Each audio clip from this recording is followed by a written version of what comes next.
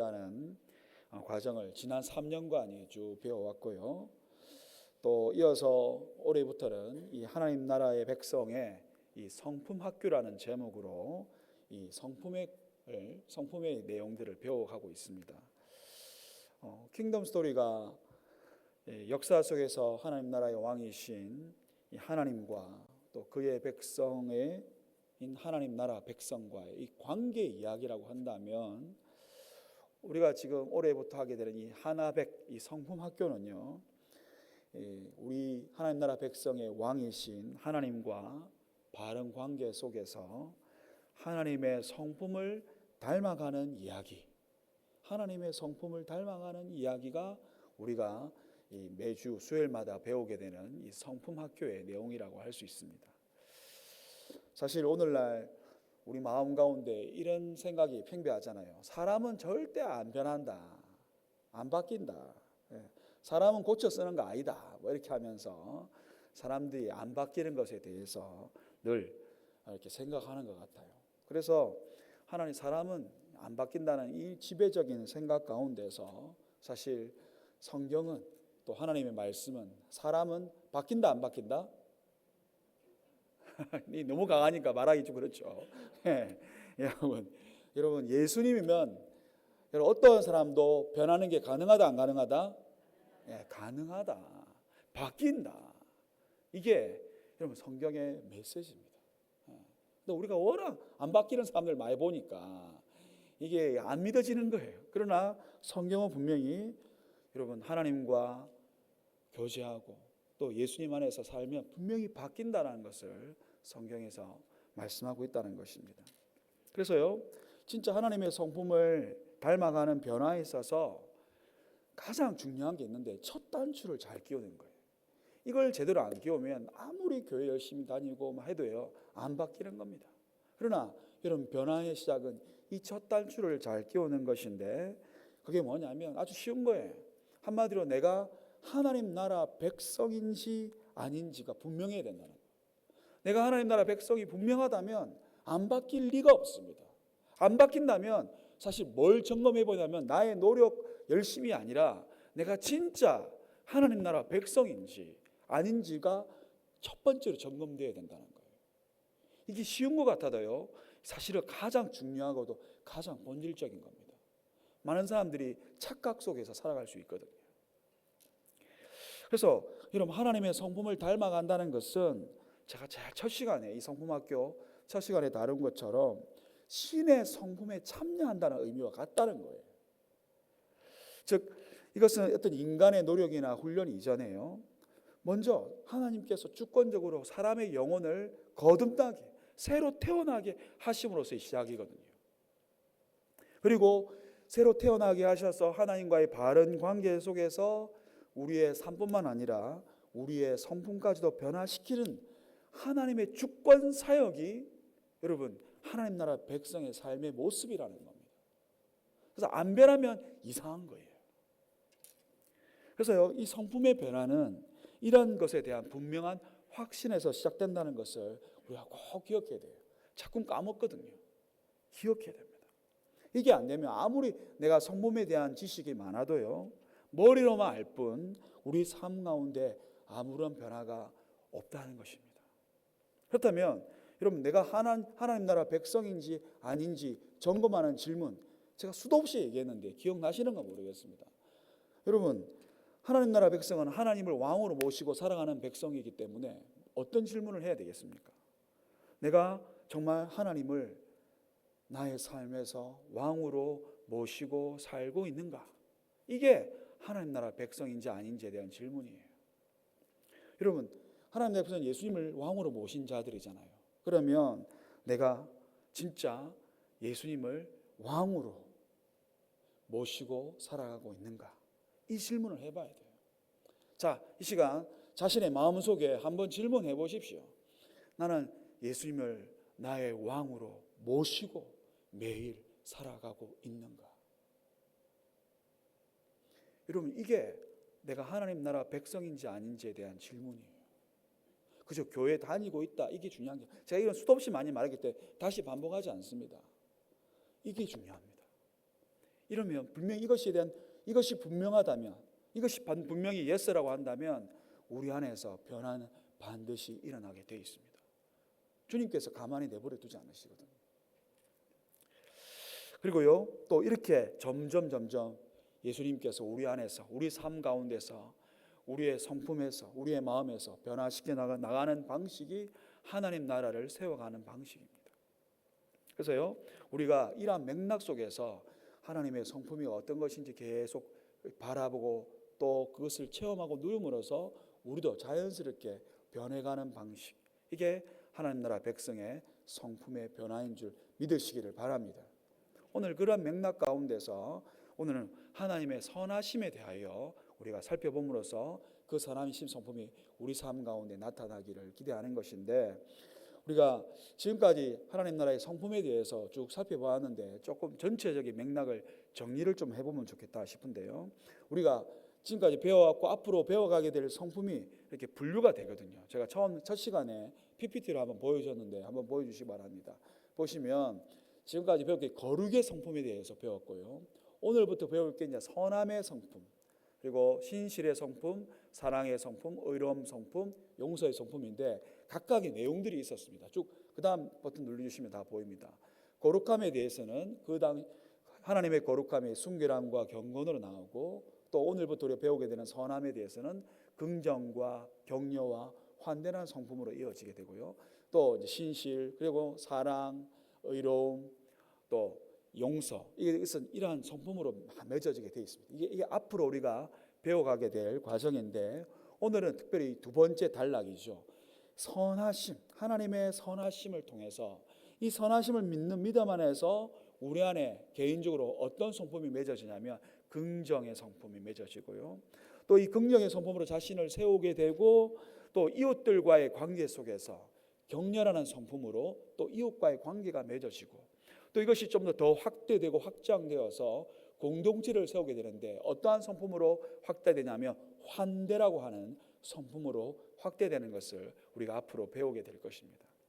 또 그래서 오늘 그 성품의 기초가 바로 하나님의 선하심, 이 선하심에 대해서 우리가 묵상하고 배움으로써 하나씩 우리 삶 가운데 어떻게 열매 맺어가는지를 앞으로 우리가 배우게 될 것입니다.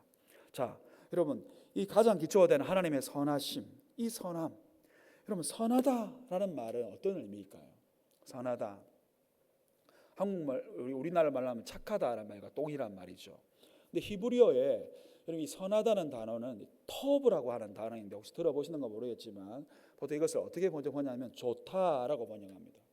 그래서 영어로는 이 선하다는 단어가 영어로 어떻게 하냐면 be good입니다. be good. 이게 무슨 뜻이죠? 보통 좋다 이런 뜻이에요. 좋다. 하나님께서 이 세상을 만드실 때도 창조하실 때마다 뭐라고 표현하셨어요? 보시기에 좋았더라. 이때가 터브예요. 이게 바로 선하다는 표현이거든요. 선하다는 말과 좋다는 말이 사실 같은 의미입니다. 그래서요, 이 선함이라는 말은 성경에서 쭉 이렇게 맥락을 이렇게 뽑아가지고 정리를 해보면 이 선함이라는 것은 계획과 의도와 행함이 있어서 악이 없다는 말입니다. 악함이 없다는 거예요. 즉 계획과 의도와 동기 그리고 행동함에 있어서 악함이 없다. 이것을 우리가 하나님과의 관계 속에서 우리에게 적용해 보자면 이게 어떤 악함이 없다는 뜻인가 하면 꼭 남을 해하려고 하고 속이려고 하고 막 사기치려고 하는 것만이 이 악이 아니라요, 자기를 높이려고 하고 자기가 영광받으려는 마음까지도 악하다는 것에 포함되는 거예요. 근데 이것이 없다는 것이 뭐라고요? 선하다, 착하다 또는 좋다라고 하는 성경의 표현이라는 것입니다. 그래서 사실 이 선함은 우리에게보다는 본질적으로 누구에게 가득한 것입니까? 하나님께 가득한 거예요. 그러니까 하나님의 본질적인 성품이 선하다입니다. 토브입니다. 그래서 시편에 보시면요, 가장 많이 언급되는 하나님의 성품 가운데 하나가 바로 하나님의 선하심, 토브와 그리고 헤세드라고 하는 인자하심, 이 두 가지, 이 토브와 헤세드가 가장 많이 언급이 되거든요. 이걸 노래하고 이걸 경험한 자들의 이야기가 이런 시편입니다. 여러분 성경에서 계시하는 그 하나님의 선하심도 이런 맥락에서 보면 당연히 하나님 안에 악함이 있다 없다?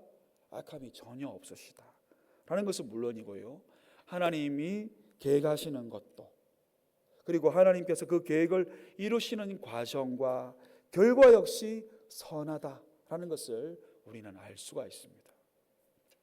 우리가 잘 알듯이 모든 것이 합력하여 뭘 이룬다?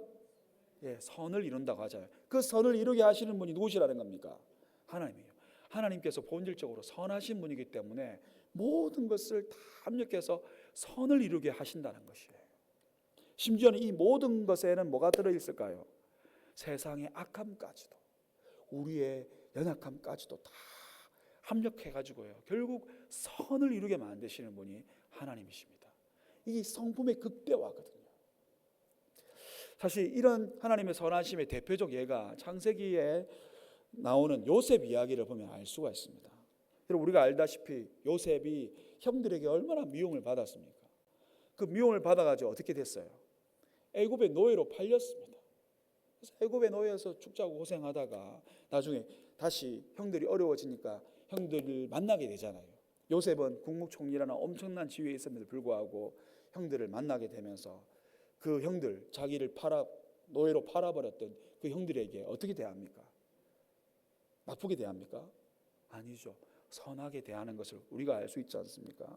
그래서 요셉은 그 형들을 만날 때, 그리고 형들이 자신을 믿지 못하고 두려워 떨 때 맨 마지막 요셉이 뭐라고 말하냐면 창세기 50장 20절에 보면 이렇게 말합니다. 당신들, 즉 요셉의 형들이죠, 나를 해하려 하였으나, 해하려 했던 거 알아요.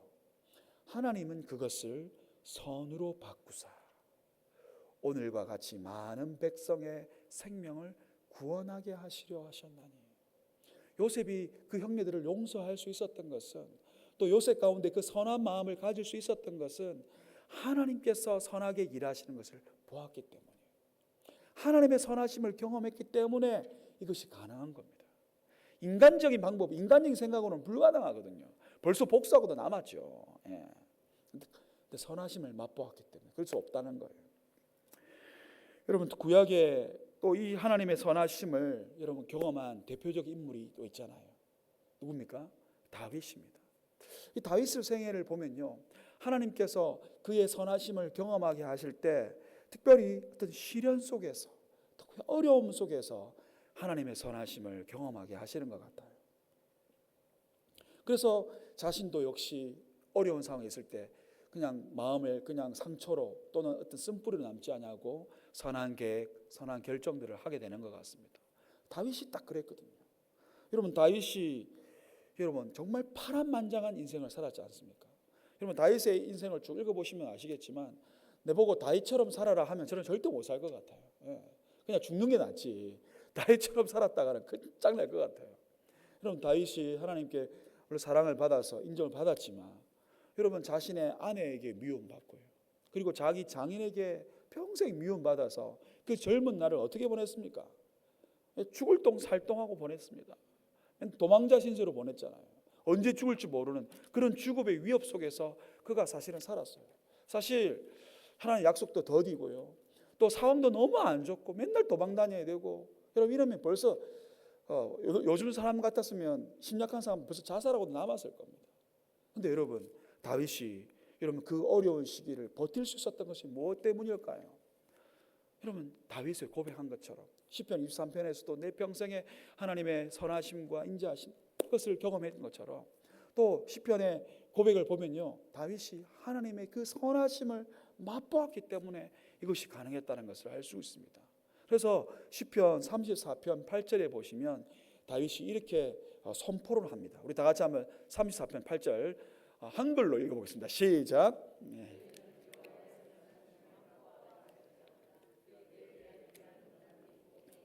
네, 여기 보시면요, 너희는 하나님 여호와의 선하심을 맛보아 알지어다. 영어에 보시면 taste and see that the Lord is good. 주님의 그 선하심, 주님께서 얼마나 좋으신 분인지를 너희들이 맛을 보아 알아라고 그렇게 선언하고 있습니다. 이게 뭐 때문이겠습니까? 다윗이 힘들고 어려울 때마다 하나님께 피할 수 있었던 것, 다른 거 의지하지 않고 다른 거 막 그 도움을 구하지 않고 오직 여호와께만 피할 수 있었던 것이 뭐 때문이겠습니까? 그가 주님의 선하심을 맛보아 알았기 때문에 그런 것이거든요.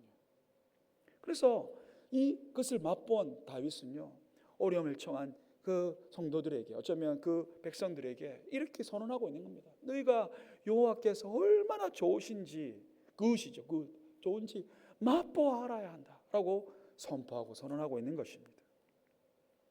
여러분, 우리는요, 우리 주님께서 얼마나 좋은지를 맛보아 할 때, 여러분, 우리 삶에서 이런 하나님의 선하심의 성품의 열매들이 맺어지게 될 것입니다. 이건 내가 그냥 뭐 수양한다고 되는 게 아니라 우리가 주님의 선하심을 맛보아 알 때 가능한 거예요.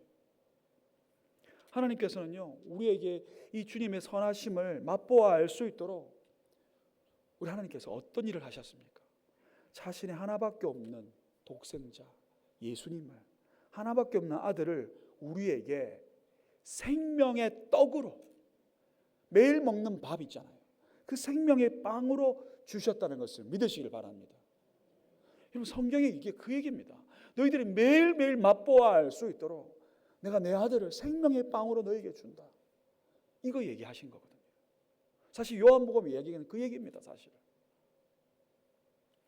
그래서 진짜 예수님께서요, 이 땅에 오셔서 우리에게 생명의 빵으로 주시기 위해서 먼저 선한 목자가 되시고요, 그리고 선한 목자가 되셔서 자기 양을 돌보실 뿐만 아니라 자기 생명까지, 생명의 빵을 주셨다는 이야기가 오늘 우리 본문의 이야기입니다. 오늘 우리가 본문 이야기가 그 얘기거든요.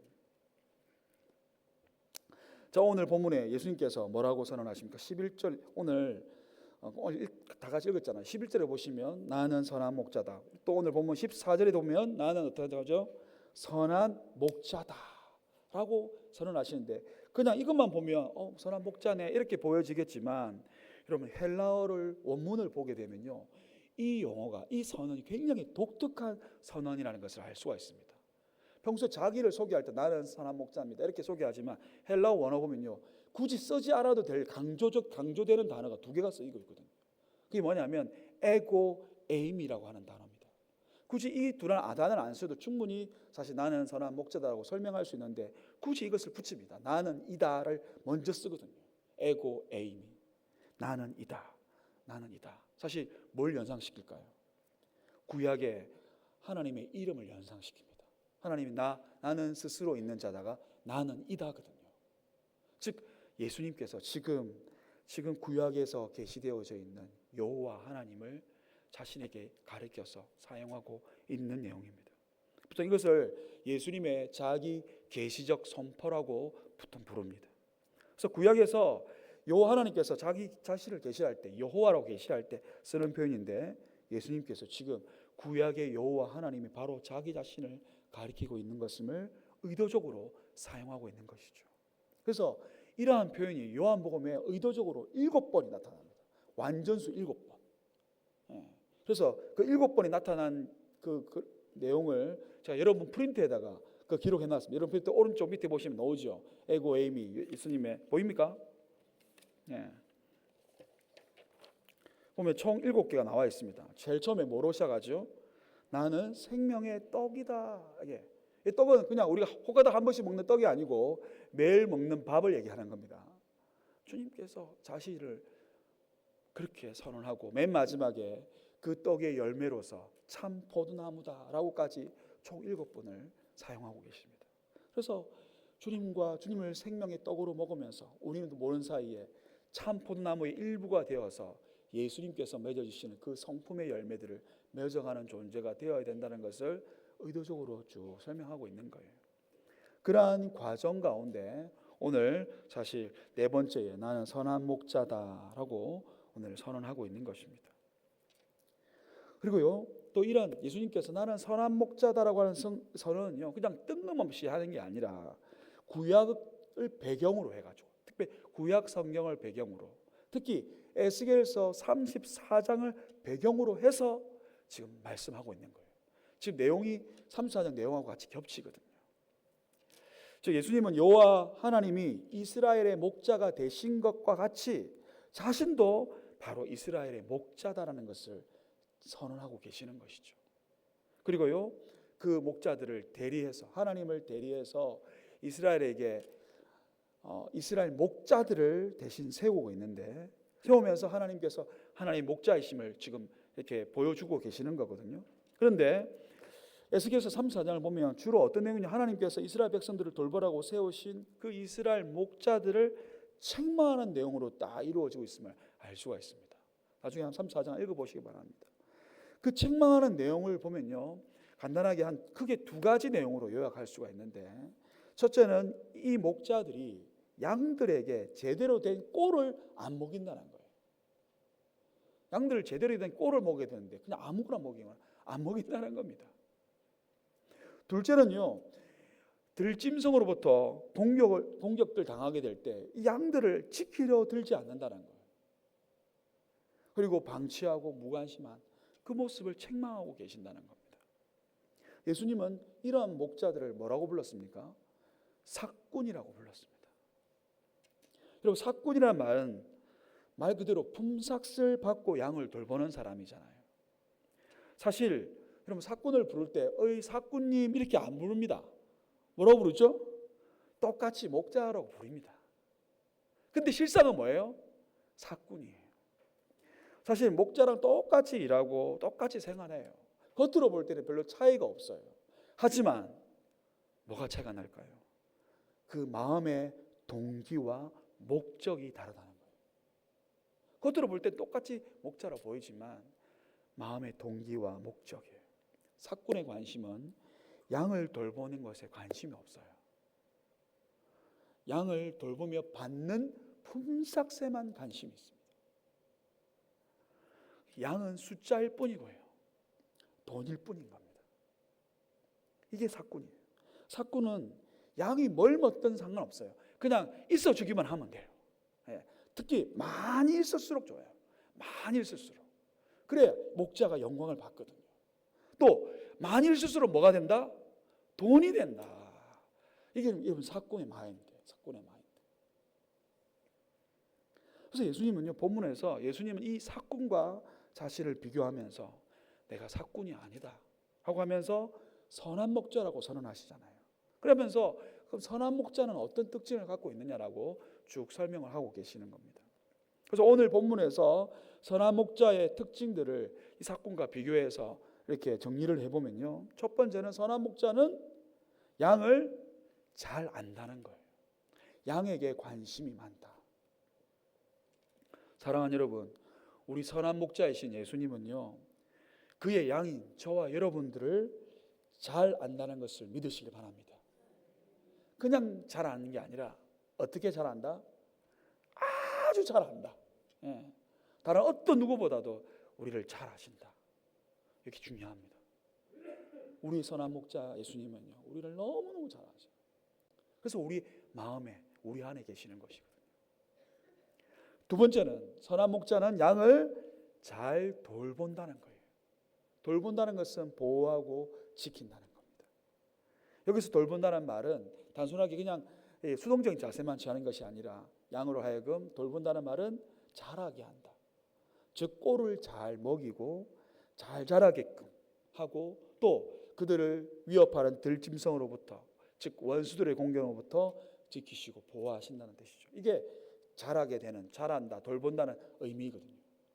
먹이고 지키고 함께 있는 단어입니다. 사랑하는 성도 여러분, 저와 여러분이 이 자리에 설 수 있게 된 것은요, 예수님께서 여러분을 잘 돌보셨기 때문인 줄 믿으시길 바랍니다.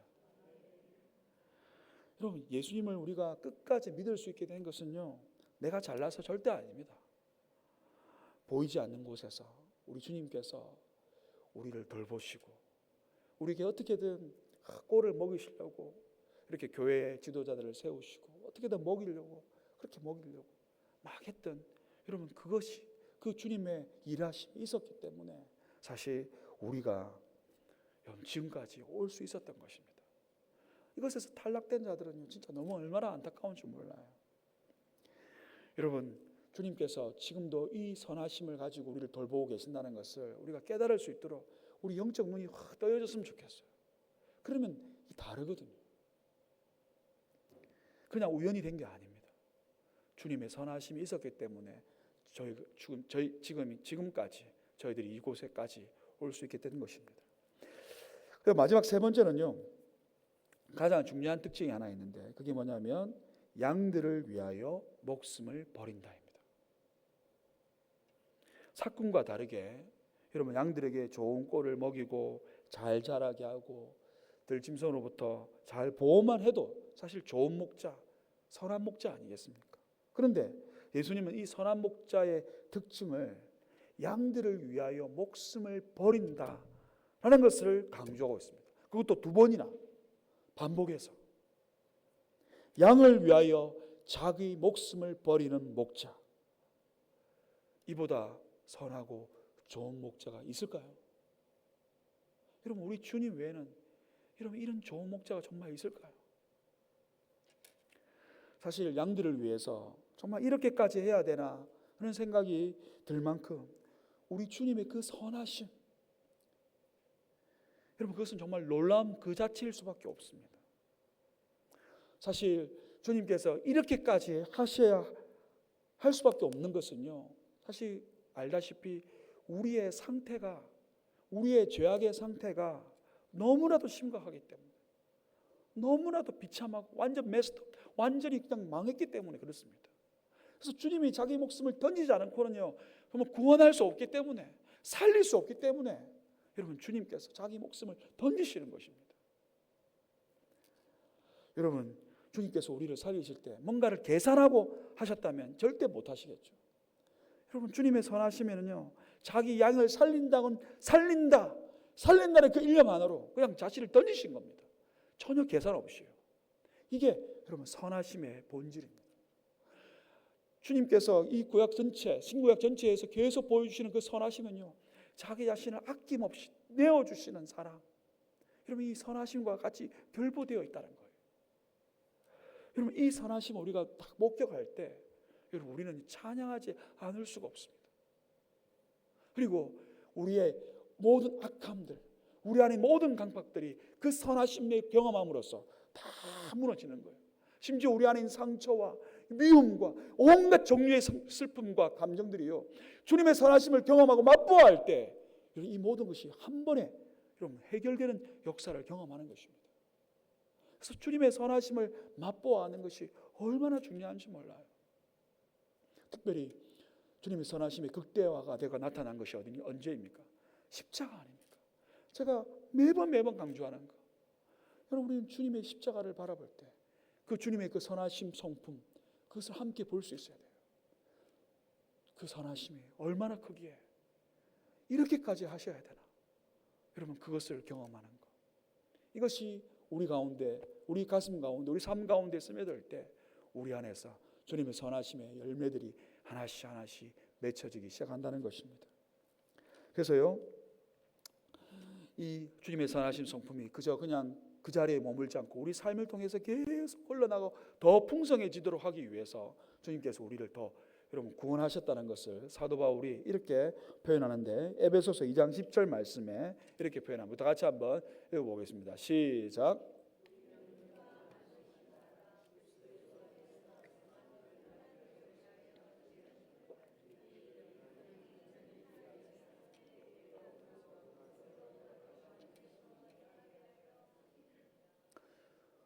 네, 주님께서 우리에게 그 선하심을 보이시면서 우리를 구원하신 것, 우리 역시 우리 삶 가운데서 특별히 예수님 안에서 우리를 선하신 일 위해서 우리를 지었다고 하셨지 않습니까? 그 선하심이 계속 나타나기를 여러분 기대하고 계신다는 사실입니다. 사실요, 우리가 주님의 그 선하심을 정말 맛보고 알고 또 부딪혀 오게 되면요, 우리 마음 가운데 그렇게 선하심을 나타내고자 하는 열망, 그리고 그 선하심을 따라서 살고자 하는 그러한 마음들이 여러분 쭉 마음 가운데 일어나지 않겠습니까? 그것이 자연스러운 것이거든요. 사랑하는 여러분, 저와 여러분 삶 가운데서 주님의 선하심, 그저 나의 좋은 평판 아니고요, 주님의 그 선하심이 나의 성품을 뛰어넘어 나타나는 축복이 일어나기를 주님의 이름으로 축복합니다. 그래서요 오늘 마지막으로 우리 여러분 교재에 보시면 3대지가 있는데 우리가 이것을 좀 읽으면서 우리 마무리하고 우리 찬송하고 기도하면 좋겠습니다. 여러분 3번 하나님의 선하심에 응답하라 내용이 보이시죠? 우리 다 같이 한번 이 내용을 다 같이 한번 읽어보겠습니다. 시작. 하나님의 선하심은 단지 과거에 일어난 사건으로 머무를 것이 아니라 오늘날 우리의 일상의 삶에서 나타나야 합니다. 하나님께서 우리를 선한 일을 위해 지으셨다면 우리는 예수님 안에서 선한 일을 행하고 살아갈 때 행복합니다. 하나님의 선하심에 응답하여 우리가 하는 모든 일에서 하나님의 선하심을 드러내는 것이 우리의 사명이자 책임입니다. 아멘. 주님께서 우리의 만드신 목적대로 하나님의 선하심을 맛보아 알고 그것을 맛보고 아는 것으로 끝나지 아니하고 우리 삶 속에서 그 선하심이 드러나고 우리의 선한 일을 통해서 우리의 섬김을 통해서 주님의 선하심이 나타나는 저와 여러분 되시기를 주님의 이름으로 축복합니다. 이 시간